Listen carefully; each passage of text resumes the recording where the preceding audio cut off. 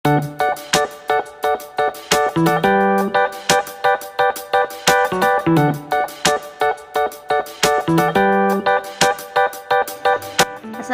anak soleh dan soleha. Bertemu lagi di video pembelajaran SKI kelas 4. Pada video kali ini kita akan belajar tentang hijrah ke Habasyah tahap kedua. Anak soleh dan soleha, setelah beberapa sahabat kembali ke Mekah dari Habasyah, dari hijrahnya yang pertama, kekejaman kaum kafir Quraisy itu semakin hari semakin menjadi-jadi. Kaum muslimin semakin disiksa oleh kaum kafir Quraisy. Akhirnya Nabi Muhammad SAW memerintahkan kepada kaum muslimin untuk kembali berhijrah yang kedua kalinya ke Habasyah.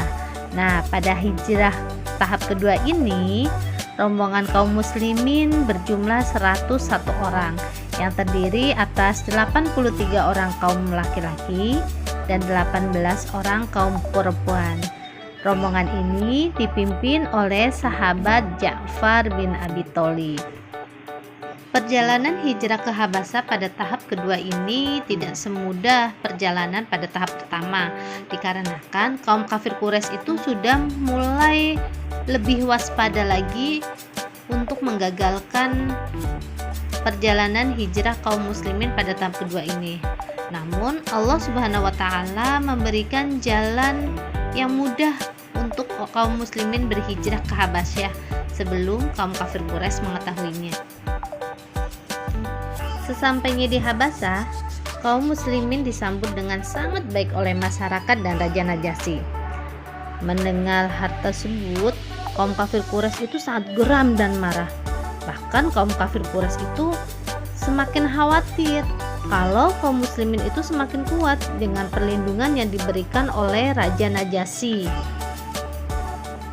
Sehingga mereka pun mengirimkan utusannya untuk datang ke Habasyah. Mereka itu adalah Amr bin As dan Abdullah bin Abi Rabi'ah. Amr bin As dan Abdullah bin Rabi'ah ini diutus untuk menghadap sang raja. Mereka membawa berbagai macam barang berharga yang akan dihadiahkan untuk sang raja dan para pembesar istana. Mereka berharap sang raja dan pembesar istana itu bisa terpengaruh dan menolak kedatangan kaum muslimin. Akan tetapi Raja Najasyi itu adalah seorang raja yang sangat baik dan sangat bijaksana, sehingga Raja Najasyi tidak mau begitu saja mengusir kaum muslimin tanpa alasan yang jelas. Akhirnya Raja Najasyi menyuruh pengawalnya untuk membawa kaum muslimin ke hadapannya.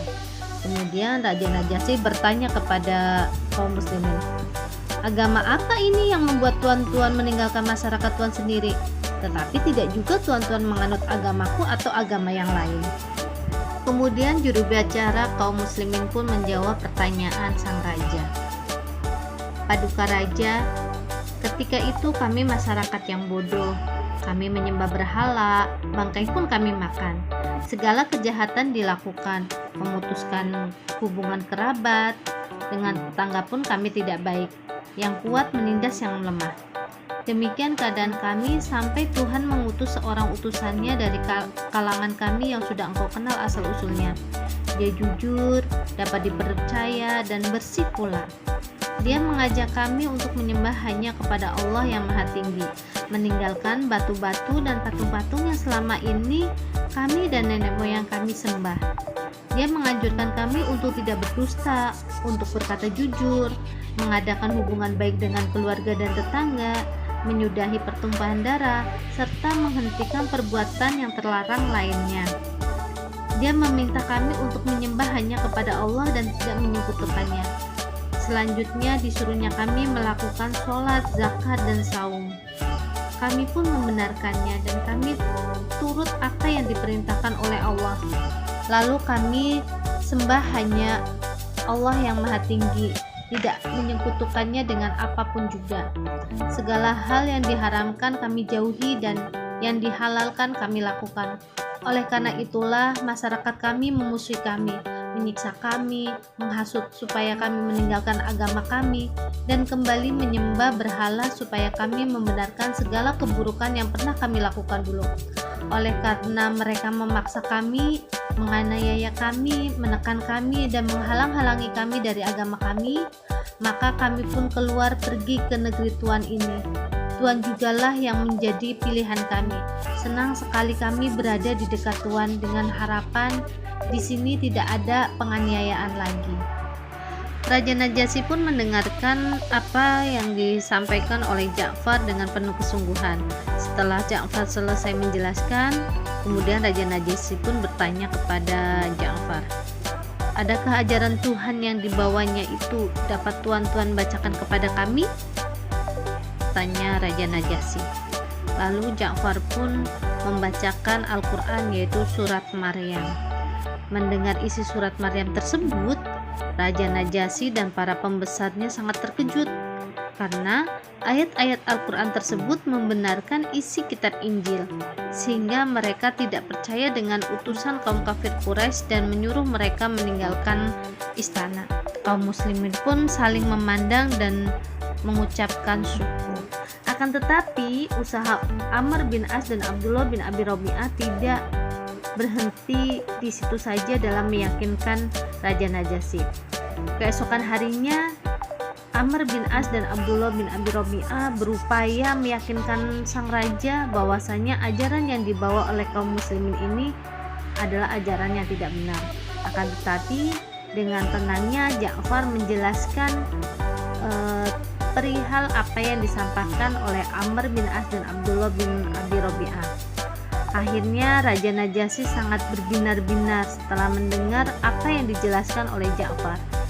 Raja Najasyi semakin yakin akan kebenaran yang dibawa oleh Nabi Muhammad SAW. Kemudian Raja Najasyi berkata, "Demi Allah, sesungguhnya ini yang dibawa oleh Isa. Berbahagialah kamu dan siapa yang besertamu, dan aku yakin bahwa sesungguhnya Muhammad adalah Rasul Allah. Jika aku tidak dalam tugas kerajaan, tentu aku akan datang kepadanya hingga aku mencium terompahnya." Inilah bukti bahwa Raja Najasyi telah menyatakan keislamannya. Kemudian Raja Najasyi memerintahkan kepada kedua utusan kaum kafir Quraisy itu untuk kembali ke Makkah.